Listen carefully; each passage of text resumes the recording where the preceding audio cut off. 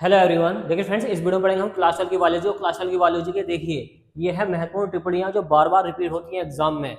देखिए कौन कौन सी टिप्पणी जो आपको तैयार करनी है जो बार बार आती है एग्जाम के अंदर।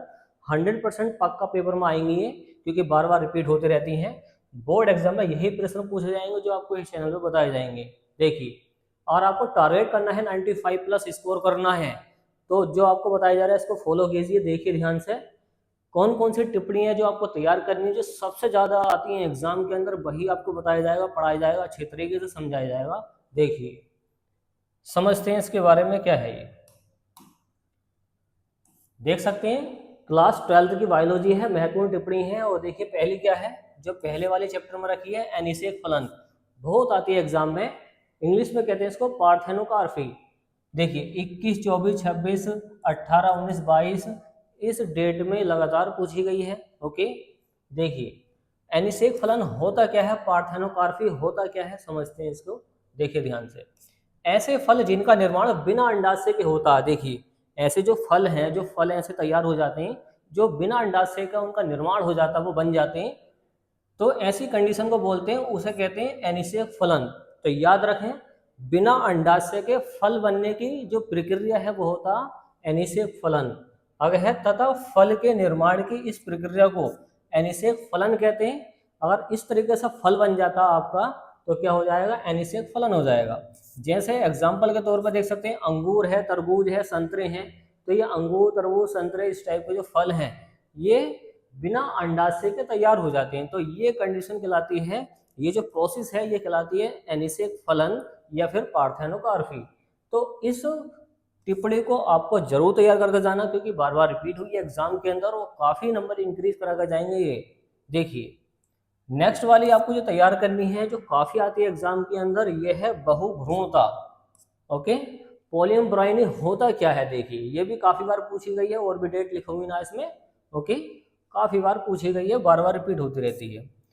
जब किसी एक बीजांड या बीज में से एक या एक से अधिक भ्रूण उत्पन्न होते हैं, तो याद रखें एक से ज्यादा भ्रूण बनने की प्रक्रिया, जो भ्रूण होता है एम्ब्रियो, अगर वो एक से ज्यादा बनते हैं वहां पे तो बहुभ्रूणता है। बहु का मतलब बहुत ज्यादा, भ्रूण का मतलब जो भ्रूण होते हैं, एम्ब्रियो होते हैं, अगर एक से ज्यादा एम्ब्रियो मतलब एक से ज्यादा क्या बनते हैं, भ्रूण बन जाते हैं, तो बहुभ्रूणता कहलाती है।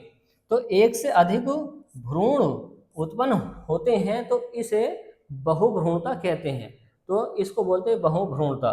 यह घटना अनावृत बीजी पौधों में अधिक होती है। तो कैसे पौधों में होती है, तो काफी बार पूछा गया ऑब्जेक्टिव क्वेश्चन में, जो बहुभ्रूणता है वो कैसे पौधों में होती है, ये होती है अनावृत बीजी पौधों में, ये अधिक होती है।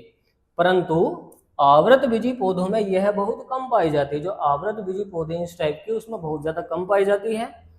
बहुभ्रूणता की खोज, तो देखिए जो खोज है ये वाली, इसका जो नाम है वैज्ञानिक का जरूर ध्यान पर रखें ऑब्जेक्टिव क्वेश्चन के लिए। तो बहुभ्रूणता की जो खोज है वह एंटोनी वॉन लीeuwenhoek ने की थी। अब किसमें की थी ये भी क्या है, पॉइंट बनता है। तो संतरे में की थी। किसमें की थी फ्रेंड्स, इसमें संतरे में। तो बहुभ्रूणता की खोज एंटोनी वॉन लीeuwenhoek ने की थी। किसमें की थी, संतरे में की थी। तो ये टॉपिक आपको ध्यान पर रखना है।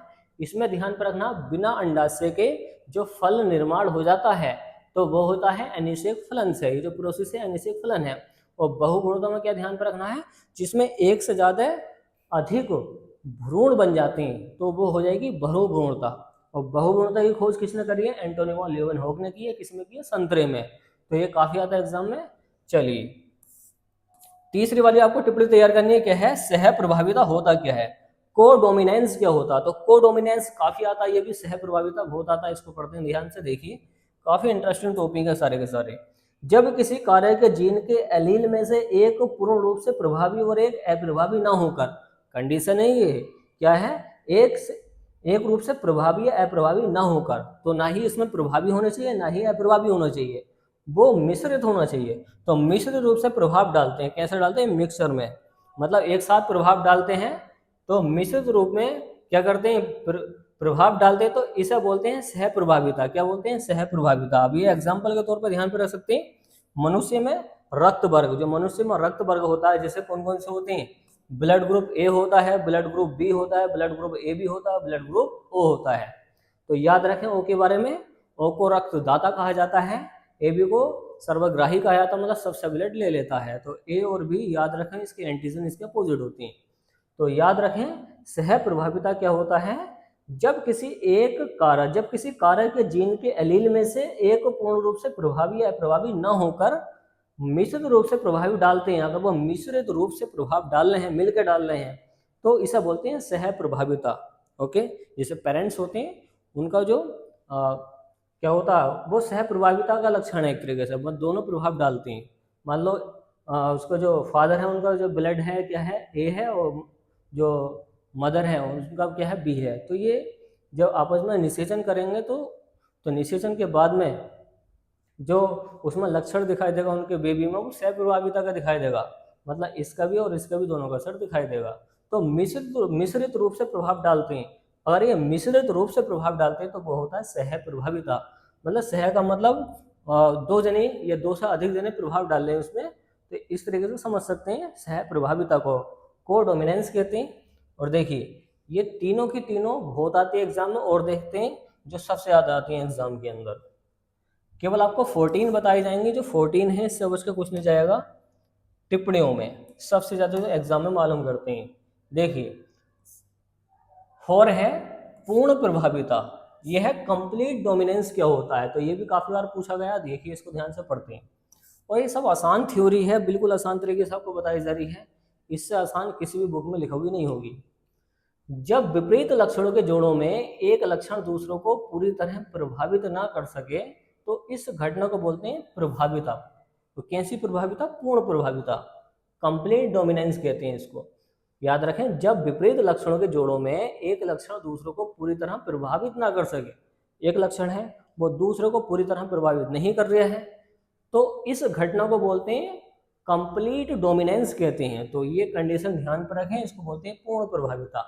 एग्जाम्पल के तौर पर देख सकते हैं, हमने क्या लिया है यहाँ पे, लाल पुष्प लिया है रेड वाला, और सफेद वाला पुष्प लिया है स्मॉल आर से, इसको डिनोट किया गया है। अब जैसे ही ये असर डालेंगे, देखिए ये अपने ऐसे समझें, अगर रेड कलर में हम व्हाइट कलर मिलाएंगे तो गुलाबी कलर बन जाएगा। तो ऐसी कंडीशन में क्या कहलाएगा? पूर्ण प्रभाविता कहलाएगा। तो पूर्ण प्रभावी को दिखाएगा F1 पीढ़ी में। तो F1 पीढ़ी जो बनेगी वो गुलाबी कलर की बनेगी, किस किस से? रेड वाले पुष्प से, और सफेद वाले पुष्प से गुलाबी वाली पीढ़ी बनेगी, पहली वाली। जैसे मिराबिलिस जलापन होता है, तो लाल में देखिए क्या करेंगे, लाल में गुलाबी, लाल में सफेद मिलाएंगे तो क्या बनेगा? गुलाबी बन जाएगा। तो इस तरीके से इस कंडीशन को देख सकते हैं। चलिए अब पढ़ते हैं हम 5वीं वाली, क्या है टिप्पणी, डीएनए फिंगरप्रिंटिंग क्या होता है। मोस्ट इंपोर्टेंट है, हर साल के साल मालूम किया ही गया है इसको डीएनए फिंगरप्रिंटिंग को। डीएनए अंगुली छाप के नाम से बहुत आता है। देखिए ये जो क्वेश्चन है डीएनए अंगुली छाप के नाम से बहुत आता, 18, 20, 21, 22, 24, 23, 26 में इसमें लगातार पूछा गया है जो है डीएनए अंगुली छापी क्या होता है। पढ़ते हैं इसको ध्यान से। यह एक ऐसी तकनीक है, एक ऐसी टेक्नोलॉजी है जिसके द्वारा विभिन्न व्यक्तियों या जीवधारियों के मूल अनुवांशिक पदार्थ में विविधताओं को देखा जा सकता है। तो अगर विविधताओं को हम देख सकते हैं ऐसी कंडीशन में, तो ये कहलाएगी आपकी डीएनए फिंगरप्रिंटिंग। इस तकनीक को सर्वप्रथम एलेक्स जेफरे, तो एलेक्स जेफरे इनका पूरा नाम था, तो एलेक्स जेफरे ने इंग्लैंड में विकसित किया था। तो कहाँ पे कर दिया विकसित इसको? इंग्लैंड के अंदर। इसके द्वारा खून, बाल, नाखून, वीर्य, योनि, द्रव आदि के द्वारा अपराधी, खूनी जो अपराधी हैं या खूनी है या बलात्कारी है, पैतृक संबंधों की पहचान की जा सकती है। इसको समझिए ध्यान से, अच्छा पॉइंट है ये। देखिए डीएनए फिंगरप्रिंटिंग का फायदा क्या वो बता रहे हैं। अगर डीएनए फिंगरप्रिंटिंग से होता क्या है, मान लो किसी का ब्लड है, मेरा ब्लड है, किसी का भी ब्लड है, तो खून के द्वारा आप पता लगा सकते हैं किसका ब्लड है वो, डीएनए के द्वारा। बाल, किसी का बाल टूट गया, आपने फिल्मों में देखा होगा, किसी का बाल रह गया वहां पर, तो बाल से डीएनए का पता लग जाता, तो वो कंडीशन है ये। नाखून रह गया, वीर्य कब, जब कोई बलात्कारी होता है तो उसका वीर्य रह जाता है योनि के अंदर, तो क्या होता है उससे पता चल जाता है किसने रेप किया है। के द्वारा अपराधी और खूनी और बलात्कारी का हम पता लगा सकते हैं। और पैतृक का मतलब होता है जो पेरेंट्स होते हैं कि उनकी पहचान कर सकते हैं हम, किससे? इस डीएनए फिंगरप्रिंटिंग के द्वारा। तो ऐसी कंडीशन में डीएनए फिंगरप्रिंटिंग यूज की जाती है। देख सकते हैं खून, बाल, नाखून, वीर्य, योनि, इस टाइप से योनि द्रव जो होता है, इससे हम पता लगा सकते हैं डीएनए फिंगरप्रिंटिंग मशीन से कि किसका डीएनए है वो। तो डीएनए का पता लगाती है ये वाली मशीन। तो यह एक ऐसी तकनीक है जिसके द्वारा हम विभिन्न व्यक्तियों या जीवधारियों के मूल आनुवांशिक पदार्थ में विविधताओं को देख सकते हैं। मतलब हर किसी का जो डीएनए है वो अलग होता है, वो कौन बताएगा, ये मशीन बता देगी। ओके, तो ये टॉपिक भी आपको जरूर तैयार करना है। ओके, डीएनए फिंगर प्रिंटिंग वाला बहुत आता है एग्जाम। 6 वाला पढ़ते हैं। देखिए 6 वाली क्या है, ओपियोइड्स। ओपियोइड्स ये टिप्पणी जो है देखिए काफी आती है एग्जाम में। यह एक नशीली दवाओं का समूह है, याद रखें, यह एक नशीली दवाओं का समूह है। कौन? ओपियोइड्स। इसके अंतर्गत अफीम आती है, हीरोइन आती है, स्मैक आता है। देखिए आपने देखा होगा किसी वीडियो में कि स्मैक आ गया, स्मैकी आ गया। स्मैकी का मतलब जो नशीली दवाइयों का सेवन करता है। मॉर्फिन, कोडीन, ये सारे के सारे क्या है, नशीली औषधियाँ, मतलब नशीली दवाइयाँ होती हैं। ओके, ये ड्रग्स वगैरह होता है। आमतौर पर इसका प्रयोग दर्द निवारक के रूप में किया जाता है। अगर किसी को ज़्यादा विकट वाला दर्द हो रहा हो तो ये टैबलेट्स या फिर ये वाली जो दवाइयाँ हैं दे दो उसको, तो वह नशे में आकर उसको दर्द होना बिल्कुल बंद हो जाएगा। क्यों, अब ये बताएंगे। ये हमारे तंत्रिका तंत्र को प्रभावित करता है। हमारा जो नर्वस सिस्टम है, हमारी जो ये क्या है, नसें हैं, इसको प्रभावित करता है। देखिए हमारी जो नसें हैं इसी के द्वारा दर्द महसूस होता है। मान लो यहाँ पे किसी ने पकड़ा खींच के, ये नोच लिया, तो यहाँ पर जो नसें हैं वहाँ पर डिस्टर्ब होंगी, तो वो दर्द को महसूस कराएंगे, दिमाग को लेकर इसको सिग्नल जाएगा तब।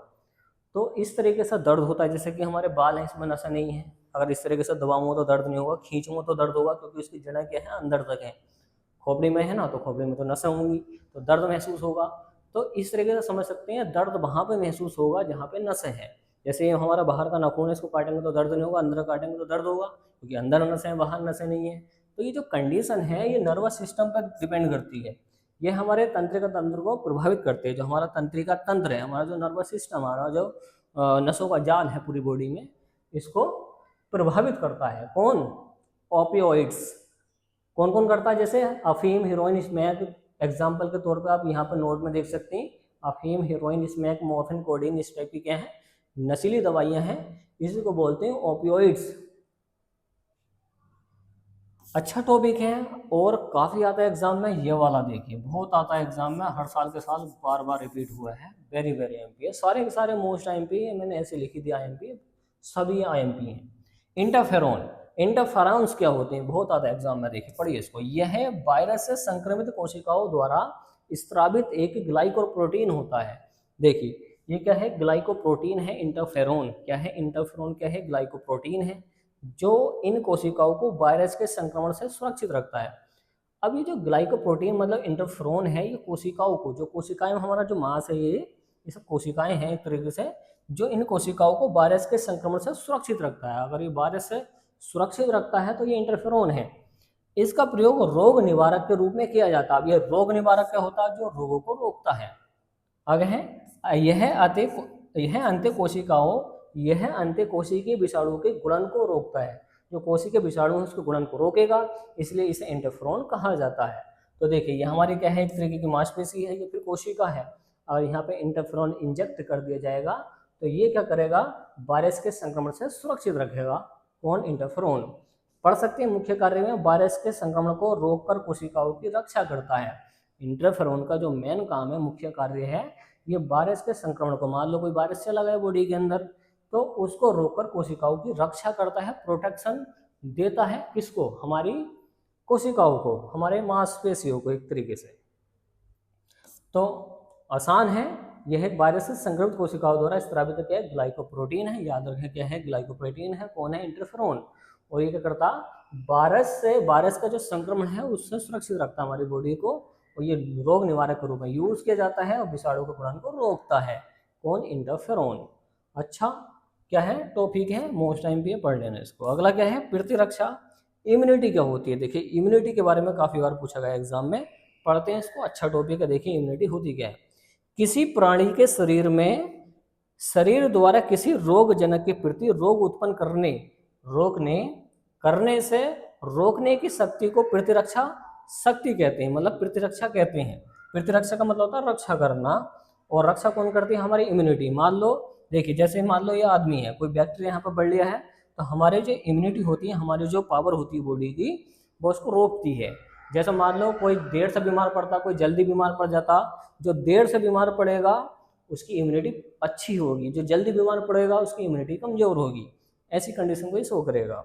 देखिए, किसी प्राणी के शरीर में शरीर द्वारा किसी रोगजनक के प्रति रोग उत्पन्न करने से रोग रोकने की जो शक्ति है वो प्रतिरक्षा कहती है, उसको प्रतिरक्षा कहते हैं। क्या कहते हैं? प्रतिरक्षा कहते हैं।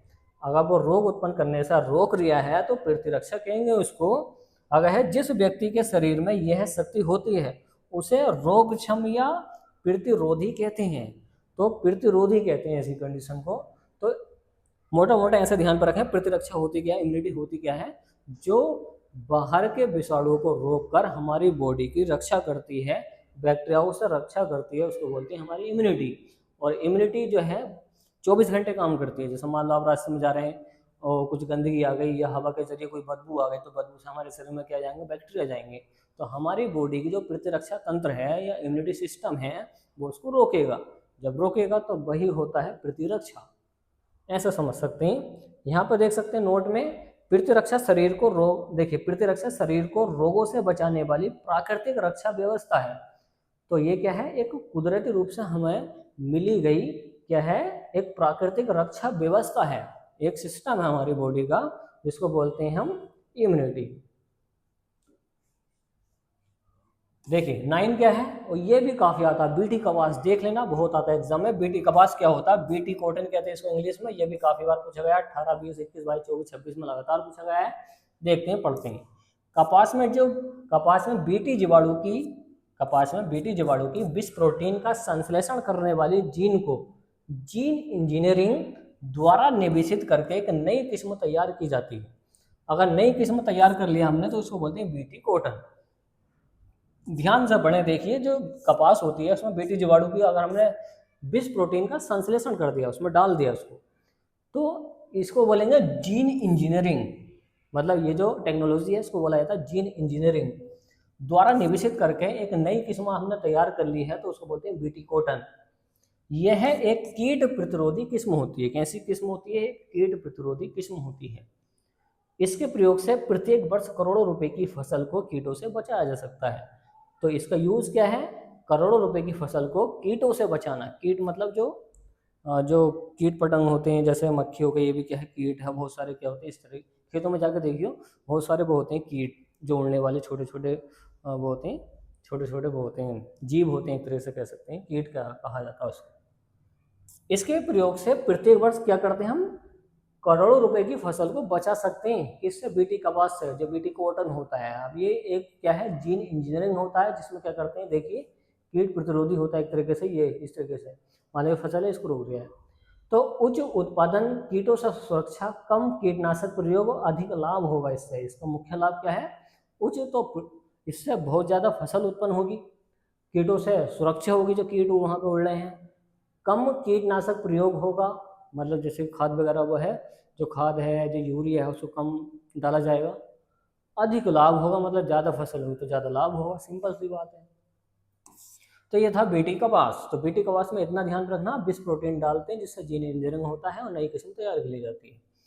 और देखिए 10वीं क्या है?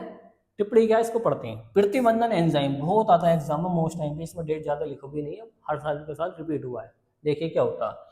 यह एक ऐसा एंजाइम है जिसके द्वारा डीएनए खंड के विशिष्ट स्थानों से काटा जाता है। यह एक ऐसा एंजाइम है, एंजाइम मतलब एक द्रव होता है, एक ऐसा एंजाइम है जिसके द्वारा डीएनए खंड के विशिष्ट स्थानों से, जो डीएनए खंड है उसको विशिष्ट स्थानों से काटा जाएगा। मान लो डीएनए है से काट दिया, तो कहीं ना कहीं एक विशिष्ट स्थान होगा, वहां से इसको काटा जाएगा इस कैंची से। तो इसे बोलते हैं आणविक कैंची भी कहा जाता है। जैसे काटते हैं उसको बोला जाता है आणविक कैंची। क्या बोलते हैं? आणविक कैंची। यह एंजाइम जो डीएनए को काटता है उसे प्रतिबंधन एंडोन्यूक्लियस कहते हैं। उसे क्या बोलते हैं हम? प्रतिबंधन एंडोन्यूक्लियस कहते हैं। जबकि डीएनए खंड को जोड़ने वाला एंजाइम लाइगेज कहलाता है, लाइगेज। जबकि जो डीएनए खंड को जोड़ने वाला है एंजाइम, उसको बोला जाता है लाइगेज। क्या बोला जाता है? लाइगेज। इस तरीके से ध्यान पर रख सकते हैं। तो प्रतिबंधन एंजाइम में इतना ध्यान पर रखें, क्या होता है? डीएनए खंड के विशिष्ट, जो डीएनए खंड होता है उसको विशिष्ट स्थानों से काटा जाता है, उसको बोलते हैं आणविक कैंची।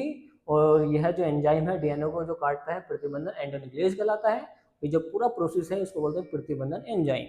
तो इस तरीके से देख सकते हैं, चित्र से समझ सकते हैं, यहाँ पर पढ़ सकते हैं। प्रतिबंधन एंजाइम डीएनए को विशेष स्थानों से काटता है, लाइगेज एंजाइम होता है और डीएनए खंडों को जो जोड़ता है।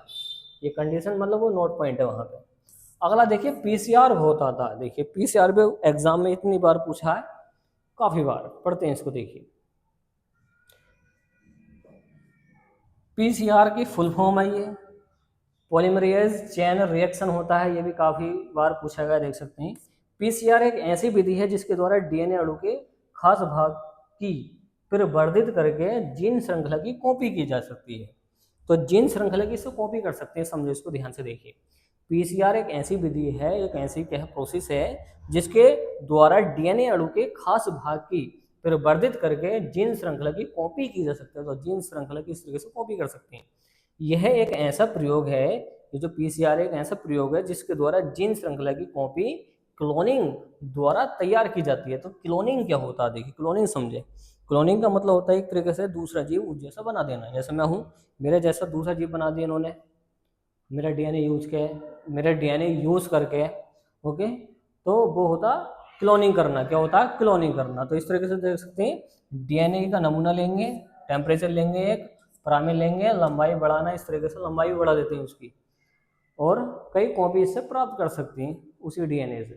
तो इस तरीके से इसको समझ सकते हैं पीसीआर को। तो पीसीआर में इतना ध्यान पर रखना, इसमें डीएनए के अणु में छेड़छाड़ करते हैं।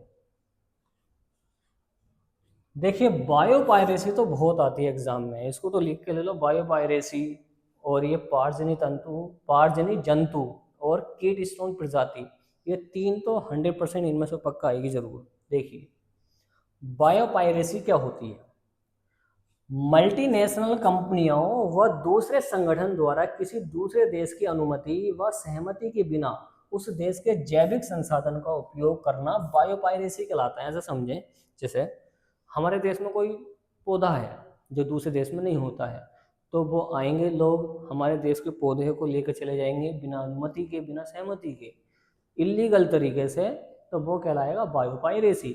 अब बायोपायरेसी बहुत कंडीशन में होता है, बहुत ज़्यादा कंडीशन में, जो ब्लैक में चीज़ें जाती हैं अदर कंट्री में। तो मल्टीनेशनल कंपनियां करती हैं या दूसरे संगठन करते हैं जो किसी दूसरे देश की अनुमति या सहमति के बिना, मतलब वहाँ पे सहमति तो वो लेंगे नहीं, तो उस देश के जैविक संसाधन का उपयोग करना ही बायोपायरेसी कहलाएगा। देखिए इस तरीके से, तो इस तरीके से इलीगल कंडीशन कहलाएगी। दूसरे देश के जैविक संसाधनों का अनाधिकृत उपयोग बायोपायरेसी कहलाता है। तो ये शॉर्ट में है, ये जो लिखा हुआ नोट में शॉर्ट में है, इसके आधार पर आप बना कर लिख सकते हो, कॉपी को भर सकते हैं, नंबर पूरे मिलेंगे अगर ये कंडीशन लिखी हुई है तब।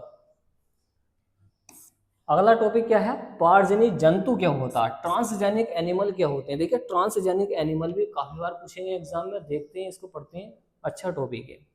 ट्रांसजेनिक एनिमल होता क्या है, ऐसे जंतु जिनके डीएनए में एक अतिरिक्त जीन प्रवेश करा दिया जाता है। मान लो कोई भी है, मेरे जैसे मैं हूँ, मेरे अंदर कोई अतिरिक्त डीएनए प्रवेश करा दिया तो कुछ और बन जाएगा उसका, जिसके अंदर डाला है। तो ऐसे जंतु जिनके डीएनए में एक अतिरिक्त जीन प्रवेश करा दिया जाता है उनको बोलते हैं पारजनी जंतु। सिंपल सी थ्योरी है, आगे पढ़िए इसको। देखिए यह जीन अपना लक्षण भी व्यक्त करता है। जैसे हमने जीन डाला लक्ष्य है तो वो अपना लक्षण भी व्यक्त करेगा, दिखाएगा, शो करेगा। तो यह जीन अपना लक्षण भी व्यक्त करता है, इससे एक नई प्रजाति का विकास होगा। जैसे डोली भेड़, कागा गाय, मीरा बकरी, ये सब चीज़ें क्या हैं, बनाई गई हैं, ये कुदरती नहीं थी, बनाई गई हैं। देखिए डोली भेड़ है, कागा गाय है, मीरा बकरी है, इस तरीके से। तो इसमें क्या करेंगे, अतिरिक्त जीन लेंगे, डीएनए में डालेंगे तो बनेगा पारजनी जंतु। याद रखें ये प्रोसेस क्या है, एक अतिरिक्त जीन लिया जाता है अलग से, किसी डीएनए में डाला जाता है, उस डीएनए से एक नया जीव बनकर तैयार होगा, तो उसको बोलेंगे पारजनी जंतु। बिल्कुल सिंपल सी थ्योरी है। ऐसे जंतु जिनके डीएनए में एक अतिरिक्त जीन प्रवेश करा दिया जाता है उन्हें बोलते हैं पारजनी जंतु। आसान है, बिल्कुल आसान भाषा में सब चीजें आपको बताई जा रही हैं। ओके, लास्ट वाली देखिए टिप्पणी क्या है, कीस्टोन प्रजाति। ओके, कीस्टोन प्रजाति स्पीसीज क्या होता है, कीस्टोन स्पीसीज कहते हैं इसको। देख सकते हैं लगातार 18, 19, 20, 22, 24, 26 में लगातार पूछी गई है। डायग्राम के अकॉर्डिंग ध्यान से पढ़ सकते हैं। यह क्या होता है, देखिए ऐसी प्रजातियों जो पारिस्थितिकी तंत्र का केंद्रीय समर्थन केंद्र बनाती हैं। ऐसी जो प्रजाति हैं जो पारिस्थितिकी तंत्र का केंद्रीय समर्थन केंद्र बनाती हैं उसे बोलते हैं कीस्टोन प्रजातियां। ये प्रजातियां पर्यावरण की प्रमुखता को बढ़ाने में सक्षम होती हैं, जो पर्यावरण में हेल्प कर रही हैं। जब ये प्रजातियों प्रभावित होती हैं तो पर्यावरण भी बुरी तरह प्रभावित होता है। अगर ये प्रजातियां प्रभावित हो गई तो पर्यावरण भी पूरी तरह प्रभावित हो जाएगा। जैसे चीड़ का पेड़ होता है, देवदार आदि, ये सब क्या है, ये पर्यावरण में भाग लेते हैं। चीड़ का पेड़, देवदार का पेड़, अगर इनमें कुछ गड़बड़ होती है तो पर्यावरण में भी क्या है, कुछ ना कुछ गड़बड़ हो जाएगी। एक बार थ्योरी और पढ़ें, ऐसी प्रजाति जो पारिस्थितिक तंत्र या केंद्रीय समर्थन केंद्र बनाती हैं उसे बोलते हैं कीस्टोन प्रजातियां। तो कीस्टोन प्रजाति किसको कहते हैं, जो पारिस्थितिक तंत्रों को पारिस्थितिकी तंत्र का केंद्रीय समर्थन करती हैं उसको बोलते हैं कीस्टोन प्रजातियां। याद रखें, जो पारिस्थितिकी तंत्र का केंद्रीय समर्थन करती हैं, केंद्रीय समर्थन केंद्र बनाती हैं उसको बोलते हैं कीस्टोन प्रजातियां। ये प्रजातियां क्या करेंगी, पर्यावरण की प्रमुखता को बढ़ाने में सक्षम होंगी। जब ये प्रजातियां प्रभावित होती हैं तो ये पर्यावरण भी पूरी तरह प्रभावित करेंगी। जैसे चीड़ का पेड़ करता है, देवदार करता है, इस टाइप के क्या है पौधे, ये प्रभाव डालती हैं पर्यावरण में।